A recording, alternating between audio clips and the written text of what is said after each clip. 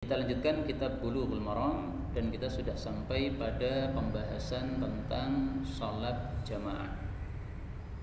Ada adab-adab di dalam sholat jamaah supaya sholat jamaah kita sempurna di hadapan Allah Subhanahu wa Ta'ala, pahalanya semakin banyak. Bagaimana caranya? Nah, lakukan adab-adab ini. Maka hadis yang pertama adalah hadis 410 dalam kitab saya.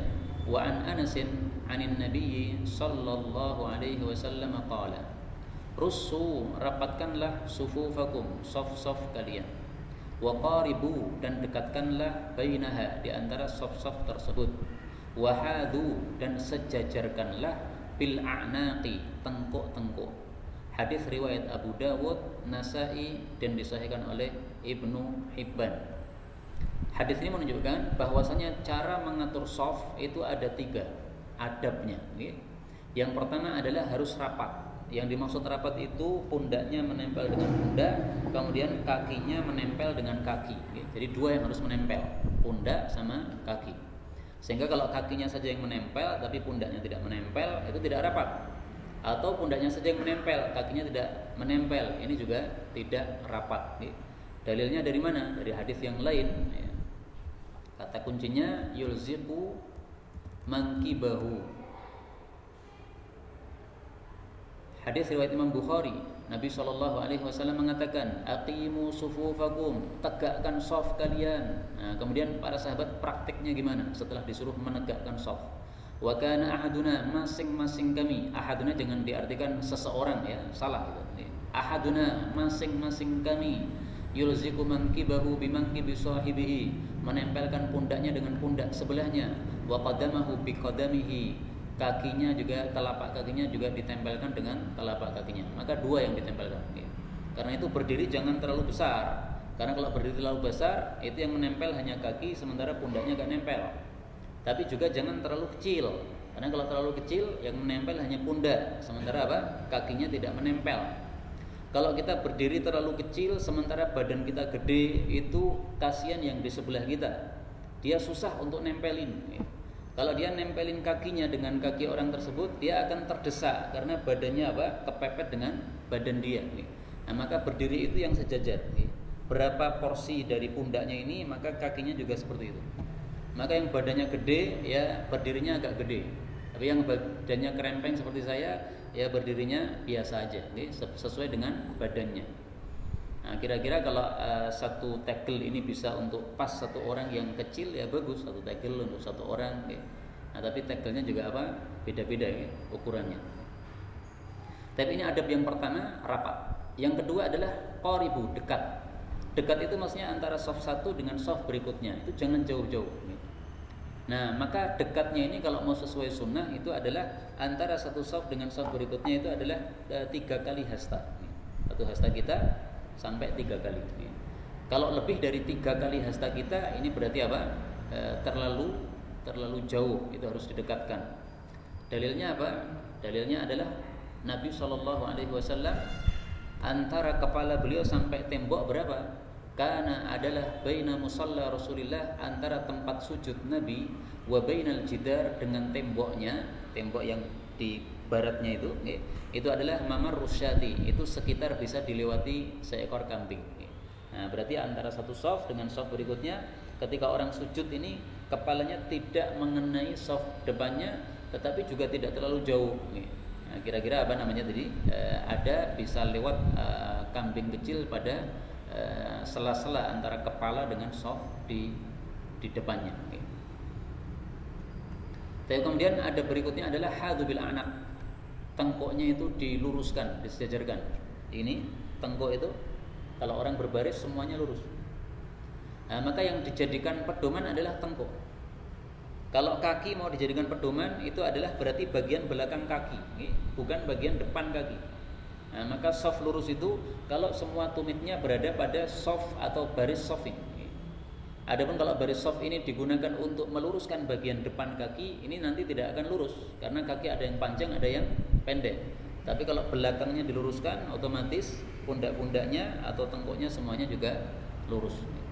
Nah, maka ini masjid sudah benar, ini shafnya untuk tumit, bukan untuk bagian depan kaki. Karena sebagian orang itu buat shaf kemudian digunakan untuk bagian depan kaki itu salah. Tapi hadis berikutnya, hadis 411. Wa an Abi Hurairah radhiyallahu taala anhu, malah hilang. Qala Rasulullah sallallahu alaihi wasallam, khairu, sebaik-baik sufufir rijal, saf para laki-laki adalah awwaluha, yang pertamanya, yaitu saf yang depan. Wa syarruha, dan paling buruknya adalah akhiruha, yang paling akhirnya. Wa khairu sufufin nisa, dan sebaik-baik saf wanita adalah akhiruha, yang terakhirnya. Wa syarruha, dan yang paling jeleknya adalah awwaluha, yang bagian pertamanya atau depannya. Hadis riwayat Imam Muslim. Hadis ini menunjukkan dua perkara. Pertama, bahwasanya cara mengatur shaf jamaah laki-laki dan perempuan itu laki-laki di depan, perempuan di belakang. Maka jangan seperti sebagian orang atau rata-rata masjid di Indonesia shafnya dibagi dua, masjidnya dibagi dua, laki-laki di selatan kemudian perempuan di utara atau sebaliknya. Itu enggak sesuai sunnah. Itu kata guru kami Syekh Najih Maimun Zubair, putranya Mbah Maimun Zubair, bahwa itu munculnya karena pemikiran barat yang ingin menyetarakan antara laki dengan perempuan, sehingga disamakan laki-laki utara, perempuan selatan. Tidak sesuai sunnah. Perempuan itu belakang tempatnya, sebagaimana di keluarga namanya perempuan itu tempatnya di bawah, ya. Istri itu berada di bawah, yaitu sebagai rakyat, bukan sebagai pemimpin dalam keluarga tadi. Kemudian yang kedua, hadis ini menunjukkan bahwasanya shaf yang paling baik untuk laki-laki itu yang paling depan. Kenapa? Paling jauh dari wanita. Demikian juga shaf wanita adalah paling bagus yang paling belakang. Kenapa? Paling jauh dari laki-laki. Jadi semakin jauh dari lawan jenis itu semakin bagus, semakin utama. Yang dimaksud paling baik itu maksudnya paling besar pahalanya. Jadi kita kalau berdiri di shaf pertama pahalanya lebih besar daripada kalau kita di shaf kedua. Shaf kedua pahalanya lebih besar daripada shaf dan seterusnya. Kemudian hadis ini menunjukkan juga bahwasanya shaf perempuan cara mengaturnya itu dari belakang dulu dipenuhi. Kalau belakang sudah penuh, baru kemudian depannya. Jadi berbeda dengan mengatur shaf laki-laki. Depan dulu penuhi, baru kemudian belakangnya terus seperti itu. Maka ini termasuk satu sunnah yang sudah terlupakan, ya. Bahwasanya wanita itu ngatur shafnya dari belakang dulu, baru depannya dipenuhi. Ini termasuk satu sunnah yang sudah hilang. Dan kemudian hadis ini berlakunya adalah ketika jamaahnya laki-laki dan perempuan campur. Tetapi kalau jamaahnya hanya perempuan saja, maka hadis ini tidak berlaku. Yang berlaku adalah shaf yang paling bagus adalah yang paling depan. Kenapa? Karena di sini Nabi menyebutkan dua shaf laki perempuan. Berarti ini dalam kondisi jamaah, ada laki-laki ada perempuan. Tapi kalau perempuannya hanya perempuan saja, tidak ada laki-laki lain di situ kecuali imamnya saja misalnya, maka tetap yang paling utama adalah yang paling depan. Demikian fatwa para ulama kita. Wallahu a'lam bishawab. 412. Wa an Ibnu Abbas radhiyallahu anhu qala shallaitu aku salat ma'a Rasulillah sallallahu alaihi wasallam dzata lailatin, pada suatu malam. Maksudnya ini adalah salat tahajud. Fakumtu, maka aku berdiri an yasarihi, di samping kiri Nabi sallallahu alaihi wasallam. Fa akhadha, maka memegang Rasulullah sallallahu alaihi wasallam bi ra'si, kepala saya, min warai, dari belakang saya. Faja'alani, lalu beliau meletakkan saya an yaminihi, di samping kanan beliau. Hadis muttafaqun alaih. Hadis ini menunjukkan tiga hal. Yang pertama, salat sunnah boleh berjamaah karena di sini adalah salat tahajud. Yang kedua, bahwasanya kalau ada kesalahan yang dilakukan oleh makmum, ini imam boleh untuk memperbaikinya. Misalnya ada dua orang datang bermakmum sama kita, satu berdiri di kanan, satu berdiri di kiri. Ini kan salah nih. Boleh kita kemudian mundurkan keduanya, nggak apa-apa. Bergerak memundurkan dua orang ini tidak membatalkan salat, karena di sini Rasul pun juga bergerak memegang kepalanya Ibnu Abbas, dipindah dari kiri ke kanan. Kemudian yang kedua, hadis ini menunjukkan bahwasanya faja'alani an yamini. Ini yang berkaitan dengan bab bahwasanya adabnya salat jamaah kalau hanya dua orang dan semuanya adalah laki-laki, maka cara berdirinya adalah imam berada di, kalau di Indonesia ya, selatan, kemudian makmumnya adalah berada di utaranya, di samping kanannya. Tidak boleh di samping kirinya, dan tidak boleh di belakangnya, dan tidak boleh mundur di belakangnya begini. Semuanya ini salah. Di kirinya salah, di belakangnya salah, di samping kanan tetapi mundur, tidak menempel dengan imamnya, salah. Yang benar hanya satu, yaitu an yaminihi, di samping kanan imam. Yang dimaksud di samping kanan itu ya nempel. Makmum dengan imamnya nempel. Sebagaimana fatwa para ulama kita, bihaitsu la yanfasil anhu, yaitu makmumnya tidak pisah dari imamnya. Nah, itu berarti dimaksud di kanannya. Mundur dikit nggak apa-apa, tapi masih nempel. Jadi misalnya ini kakinya imam begini, ini kakinya makmum di sini. Nah, tidak sama, tidak sejajar. Karena makmumnya khawatir kalau dia lebih tinggi daripada imam, karena fatwa-fatwa ulama kalau dia maju dari imam ini batal, maka dia mundurkan sedikit nggak apa-apa, tapi masih nempel, masih nempel betul-betul dengan imamnya. Ini an yaminihi. Maka Imam Bukhari sudah membahas dalam masalah ini ya. Kata kuncinya kalau nggak salah hidaahu atau bihidaihi. Tapi ala kulli hal inilah sunnah Nabi sallallahu alaihi wasallam. Nah, ini kata Imam Bukhari, bab yaqumu an yaminil imam. Makmum satu orang berdiri di samping kanan imam, bihidaihi sawaan, di sampingnya betul-betul. Idza kana itsnain, kalau memang hanya dua orang saja. Bihidaihi sawaan. Jadi bukan mundur dari makmum dari imamnya, enggak benar itu. Maka rata-rata orang Indonesia ini sholatnya nggak benar ketika mereka sholatnya berdua. Biasanya kita lihat mereka mundur, tidak nempel sama imamnya, tidak sesuai sunnah Nabi Sallallahu Alaihi Wasallam. Hadis ini tidak berlaku ketika makmumnya adalah perempuan dan imamnya adalah laki-laki. Nah, hadis ini nggak berlaku. Maka kalau kita sholat di rumah, makmum kita istri kita jangan taruh di samping kanan. Nanti nggak jadi sholat nanti, malah senggol-senggolan. Istrinya taruh belakang. Ada yang bertanya mungkin? Monggo. Karena imam sama makmum dua orang ini beda begini ya. Mungkin ada orang datang. Nah itu sikapnya berdiri di samping sini atau menepuk bahu yang kanan? Bisa ditepuk untuk menarik ke belakang. Karena kalau dua orang itu sunnahnya adalah makmumnya semuanya di belakang. Nah, bagaimana kalau ada orang datang kemudian berdiri di samping kiri kita? Jadi makmumnya dua, kanan kiri. Nah, bisa kita maju ke depan, bisa kita memundurkan dua orang tadi. Yang penting imamnya berada di depan dan makmumnya di belakang. Nggih. Ya. Dua orang, jadi satu makmum. Oh ya, khusus salat jenazah jazakumullah khairan. Ini hukumnya berbeda, meskipun itu hanya satu makmum, tetap saja dia berdiri di belakang imam. Sebagaimana sahih dalam Mustadrak bahwasanya Nabi mengimami salat jenazah, makmumnya hanya Abu Talhah sama Ummu Sulaim. Ternyata Nabi berada di depan, kemudian Abu Talhah di belakangnya, kemudian Ummu Sulaim di belakangnya lagi. Jadi yang salat hanya dua orang. Kok bisa yang salat hanya dua orang? Ya karena bayi masih kecil. Mungkin bayi usia 1 pekan atau 1 bulan. Tadi disolatkan di rumahnya bayi tadi, kemudian segera dikuburkan. Tidak banyak umat Islam yang datang pada waktu itu. Itu hadisnya sahih dalam Mustadrak Hakim. Bisa dibaca dalam buku saya yang berjudul Diktat Jenazah. Kemudian 413. Wa an Anasin qala telah salat Rasulullah sallallahu alaihi wasallam faqumtu, maka aku berdiri, wa yatimun, dan seorang anak yatim, khalfahu, di belakang Nabi sallallahu alaihi wasallam, wa Ummu Sulaimin, sementara Ummu Sulaim ini ibunya Anas, khalfana, di belakang kami. Hadis muttafaqun alaih, dan lafal ini milik Imam Bukhari. Hadis ini menunjukkan dua perkara, bahwasanya safnya anak kecil itu sudah dianggap atau dihitung Karena ini waktu itu yang datang dua orang anak kecil, anak yatim sama Anas bin Malik. Ternyata oleh Nabi ditaruh di belakang. Ini menunjukkan safnya sudah dianggap. Maka seandainya ada sholat jenazah, kita pengen bagi 3 saf. Nah, yang pertama saf orang dewasa, yang kedua saf anak-anak, yang ketiga saf wanita. 3 saf. Ini sudah cukup untuk memenuhi syarat saf, karena anak-anak kecil safnya sudah terhitung, sudah teranggap.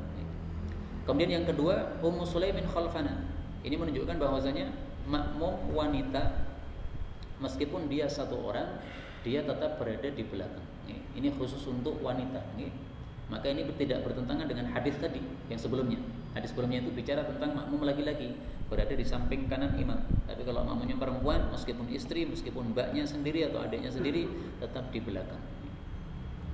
Hadis 414. Wa Nabi Bakr radhiyallahu anhu annahu bahwasanya dia intaha sampai ila Nabi sallallahu alaihi wasallam kepada Nabi sallallahu alaihi wasallam wa huwa raqi' sementara dia dalam kondisi ruku. Nabi kondisi ruku. Faraka'a maka Abu Bakrah ruku qabla sebelum ayyasila sampai ila safi kepada saf. Jadi masuk pintu tadi Pak ya. Langsung Allahu Akbar ruku di depan pintu, kemudian sambil ruku sambil maju ke saf pertama. Ini maksudnya pukil supaya dia tidak telat gitu loh. Faqala lahu Nabi sallallahu alaihi wasallam, maka setelah salat Nabi mengatakan, "Zadakallahu hirsan." Mudah-mudahan Allah menambahi semangat kamu, yaitu semangat untuk tidak telat. Bagus itu, okay? Tapi wala ta'ud, kamu jangan ulangi rukuk sebelum masuk shaf, jangan diulangi, okay? Ya berjalan dulu masuk shaf, baru kalau udah masuk kemudian apa? Allahu Akbar rukuk. Okay?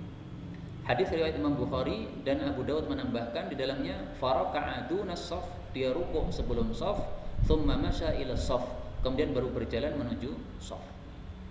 Hadis ini menunjukkan dua perkara. Pertama, bahwasanya kita tidak boleh rukuk sebelum kita masuk shaf. Meskipun ini masalah khilafiyah, okay? Tapi kesimpulan terakhir pendapat yang saya pilih adalah bahwa yang benar tidak boleh rukuk sebelum masuk shaf. Dan ini juga fatwa Ibnu Mas'ud.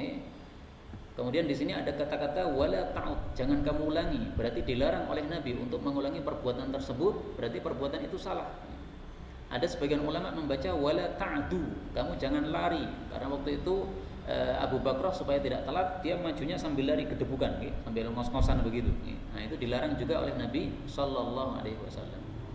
Kemudian yang kedua, hadis ini menunjukkan kalau kita sholat sementara kita masbuk atau terlambat, tetapi masih bisa rukuk bersama imam, maka itu rakaatnya tidak telat. Loh, bukankah Nabi mengatakan siapa tidak baca Fatihah maka tidak sah? Ya, itu kan kaidah umum. Jangan lupa dengan kaidah yang mengatakan bahwasanya likulli qaidatin mustathnayat. Masing-masing kaidah punya pengecualian.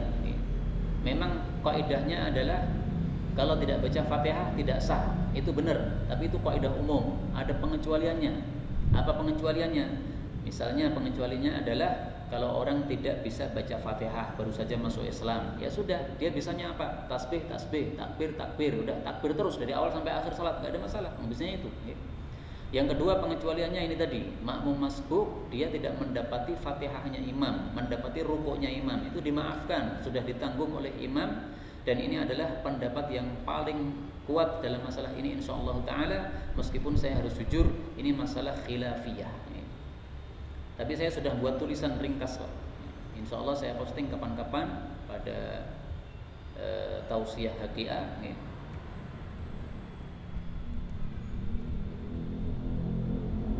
Ini saya kasih judul 1000 dalil bahwa mendapati rukuk imam berarti mendapati rakaat tersebut. Judulnya ngeri Pak, 1000 dalil. Tapi nggak benar ngatek sewu. Nanti kalau saya dikomentari saya mengatakan, lho kowe nggih kondo grojokan sewu ya ora nganti sewu. Padha mawon. Nah, ini Imam Ibnu Khuzaimah mengatakan, babu dzikril waqtil ladzi yakunu fihi al-ma'mum mudrikan lirraq'ah idza raka'a imamu. Ya. Bab tentang waktu kapan ketika makmum itu mendapati rukuknya imam berarti dia mendapati rakaat tersebut tidak telat. Nah, jawabannya hadis Abu Hurairah radhiyallahu anhu. Man adraka rak'atan minas shalah, barang siapa yang mendapati rukuk dari suatu salat, faqad adrakaha, berarti dia mendapati salat tersebut. Qabla ayyuqimal imamu sulbah, syaratnya sebelum imam menegakkan tulang sulbinya. Maksudnya imamnya masih rukuk. Tapi kalau dia sudah menegakkan tulang sulbinya begini, kita tidak mendapati rukuk imam, berarti kita tidak mendapati rakaat tersebut. Ini hadisnya kata Syekh Albani sahih bi syawahidihi. Sanadnya dhaif tetapi karena banyak syahidnya menjadi sahih.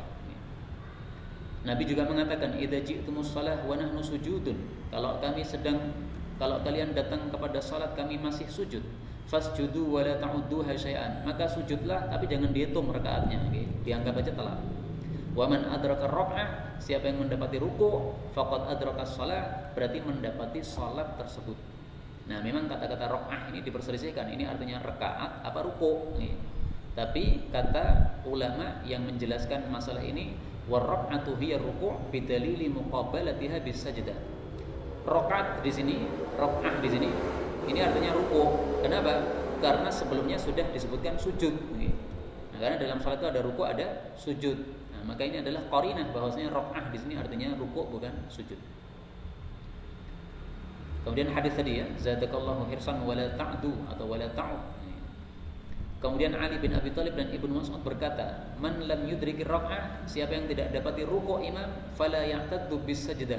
Maka sujudnya enggak usah dianggap. Oke, anggap aja itu hanya tambahan, itu telat. Berarti kalau mendapati ruku', maka dia menghitung rakaat atau sujudnya tersebut. Zaid bin Wahab pernah mengatakan, "Saya masuk bersama Ibnu Mas'ud ke masjid, waktu itu imamnya ruku'. Kemudian kami ruku', kemudian masuk shaf. Kemudian ketika imamnya selesai, aku berdiri untuk menambahi rakaat. Maka Ibnu Mas'ud mengatakan, qad adraktah, kamu sudah dapat rakaat tadi, kamu enggak telat." Jadi akhirnya tidak menambah. Kenapa? Karena sudah dapat rukuk bersama imam. Nah, inilah dalil-dalil. Dan Nabi SAW mengatakan, raditu li ummati ma radiyalaha ibnu ummi abdin. Aku ridha terhadap umatku apa saja yang diridhai oleh Ibnu Mas'ud. Di sini Ibnu Mas'ud ridha terhadap pendapat bahwasanya mendapati ruku' berarti apa? Mendapati rakaat. Nah, masihkah antum ragu? Ya enggak apa-apa. Emang susah meninggalkan keyakinan pertama, sebagaimana susah melupakan cinta pertama. Innamal hubbu lil habibil awwali. Jadi saya enggak maksa ya. Tapi keyakinan saya bahwa kalau dapati ruku' bersama imam tidak telat. Kalau panjenengan tetap menganggap telat, lah monggo silahkan. Saya tidak paksa, tidak ada pemaksaan dalam masalah bab fikih seperti ini. Tapi inilah yang dapat kita baca pada malam hari ini. Karena waktunya tinggal sedikit, kita buka tanya jawab saja kalau mungkin ada yang disampaikan. Monggo.